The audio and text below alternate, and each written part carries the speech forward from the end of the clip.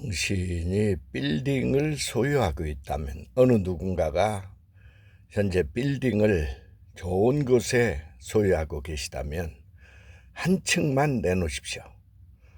저는 지금까지 제가 현재 보고 있는 모든 책, 영어로 된, 일본어로 된 모든 책을 한 곳에 내놓겠습니다. 그래서 수없이 돈 없고 힘없는 젊은이, 그 다음에 나이에 불과하지 않고 진짜 영어와 일본어를 해서 어떤 자기 꿈을 달성하고자 하는 사람들한테 같이 쉐어링을 하고 꿈을 키워주는 일을 저는 하고 싶습니다.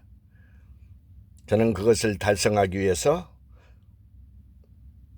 한 10여 년 전에 넘게 빌딩을 잘못 샀다가 전 재산을 날린 사람입니다. 아직도 저는 그걸 포기하지 않고 있습니다. 그런데 어떤 부자는 빌딩을 한 층을 내놓는다고 해서 뭐 내가 돌라는 것도 아니고 장소만 좀 빌려 돌라는 겁니다. 좋은 일을 하기 위해서. 특히 저는 옛날 미국 남부침례교회의 미국 목사님의 도움을 받아서 미국 목사님 설교집이 몇천 권입니다.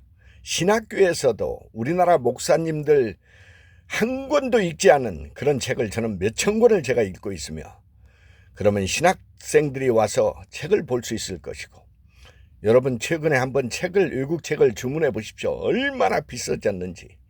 환율과 이 운송이 제대로 안 되면서 책 한 권을 지금 사볼 수가 없습니다. 젊은 사람들이.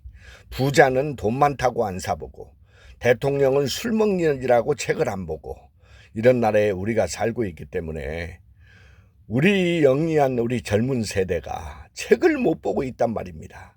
전화기 한 대 들고 다니면서 공부한답시고 수능 영어를 하면 영어를 잘하는 줄 알고 착각을 하고 있고, 부잣집 아이들은 몇 억을 들여서 미국을 보냅니다. 가난한 학생들은 갈 곳이 없습니다. 책만 읽어서 발표할 줄만 알면 되는데, 제가 한 요령을 일러주고 그 한 곳에서 위대한 인물들이 나올 수 있다면 이보다 더 좋은 일이 어디 있습니까? 빌딩을 해서 임대료 수입 좀 덜 받으면 대신에 그 수많은 인재들이 더 큰 보답이 되지 않을까요? 부자도 좋은 부자가 저는 많이 있는 줄 압니다. 제가 서초동에 아는 할아버지는 이런 분이 있었습니다. 참 빌어먹을 주인이었습니다. 제가 그 빌딩의 지하에 조그맣게 들어서 강의장을 빌려서 일하고 있었는데 건물이 5채가 있답니다. 그런데 세상에 돈 쓸 줄을 몰라가지고 그 빌딩을 물려받아야 하는 외아들이라는 새끼가 얼마나 먹지를 못하고 컸는지, 키가 남들의 몇 센치나 될까요? 얼굴은 헬실해가지고, 야, 이놈이 하는 행동을 보고 내가 전략한다는 것과 제대로 돈을 쓴다는 의미는 전혀 틀립니다. 점심은 어디 가서 먹느냐? 어떤 사람은 또 좋아할지 모르겠습니다. 옆에 있는 서울교대에 가서 학생들 식당 가서 먹습니다. 뭐 나도 사줘서 많이 먹어봤습니다. 그런데 돈이 있으면 쓸 줄도 알아야 하는 거 아닙니까? 그 다음에 그 손주들이 있는데 마누라하고 대화가 안 된다고 그래서 왜 그러냐고 그랬더니 이 아들 새끼가 할아버지가 이런답니다. 과인은 절대 시키지 말라 해가지고 그 부잣집 손주들이 학원을 한 번도 간 적이 없답니다. 그러니까 마누라하고 대화가 통하겠습니까? 야, 이 빌어먹을 그런 게 부자가 아니지 않습니까, 이게? 근데 어느 날 그 할아버지가 빌딩을 살펴보러 옵니다. 아침에.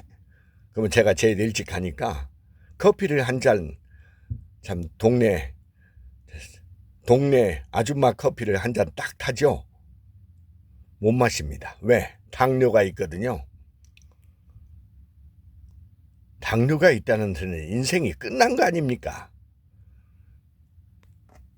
아이고, 빌딩 좀 여유 있으시면, 뭐 힘들으면 내오라는 소리가 아니라, 여유 있으시면 한층 내놔도 괜찮으시면 흔쾌히 내놔 보십시오.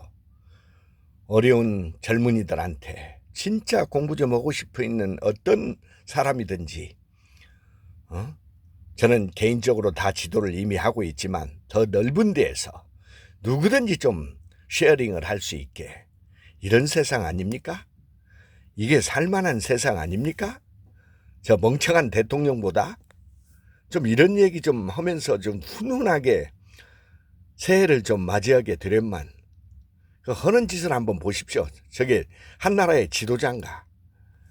아씨, 답답한 새끼.